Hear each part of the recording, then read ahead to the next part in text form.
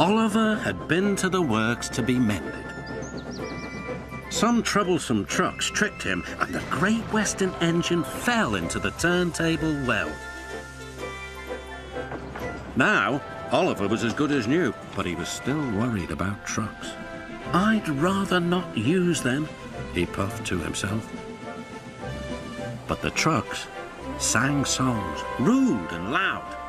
Scruffy, their leader, led the chorus.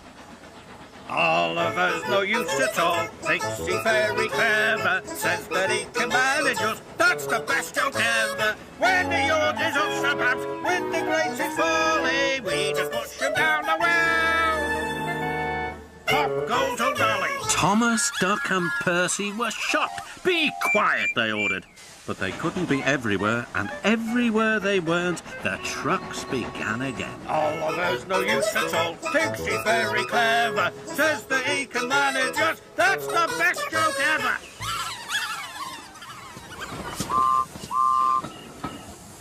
At last the engines gave up. "We're sorry, Oliver," they said. "It's really my fault," said Oliver sadly. "I shouldn't have fallen in the turntable well." Toad the brake van felt sorry for Oliver too. Next morning he spoke to Douglas. "I'm worried, Mr. Douglas. This disrespect for engines, where's it going to end?" "Who knows?" sighed Douglas. "I've got a plan, Mr. Douglas. May I stay here today and help Mr. Oliver? We are both Great Western and must stand together." "Of course, Toad," replied Douglas and puffed away. Soon Toad was explaining his plan. "Goodness gracious, Toad, I don't think you should suggest such a thing to Oliver." But Oliver interrupted. "No, Duck, Toad's right. It's really my fault. I must put this trouble right. I meant no disrespect, you understand." "Of course not, Toad. Anyway, Driver says the same, and he's arranged it with the station master." "Very well, Oliver," conceded Duck. "But I must hurry. My passengers will be waiting. Good luck." "So long," smiled Oliver bravely, but he felt dreadfully nervous inside. Oliver marshalled the worst trucks 2 by 2. "That's the way, Mr. Oliver," whispered Toad. "And if you leave that Scruffy till last, you'll have him behind you. Then you can bump him if he starts his nonsense."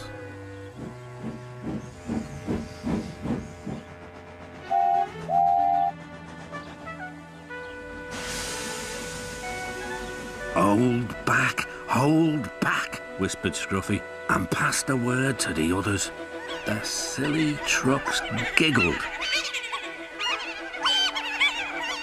But Oliver knew what to do. There was plenty of sand on the rails and his wheels gripped splendidly. He gave a great heave. "Oh!" groaned Scruffy. "I don't like this." "Go it!" yelled Duck. "Well done, boy, well done." "Oh!" wailed Scruffy.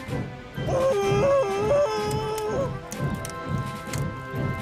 I'm coming apart!"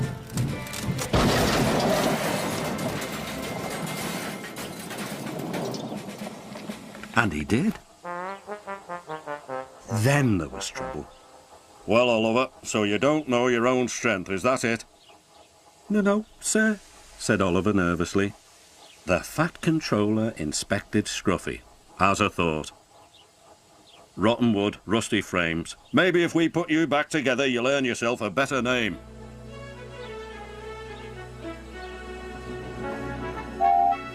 Nowadays, Oliver only takes the trucks when the other engines are busy. But they are always quick to warn each other. "Take care with Mr. Oliver. If you play tricks on him, you'll never be the same truck again." Scruffy has learned his lesson and says nothing at all.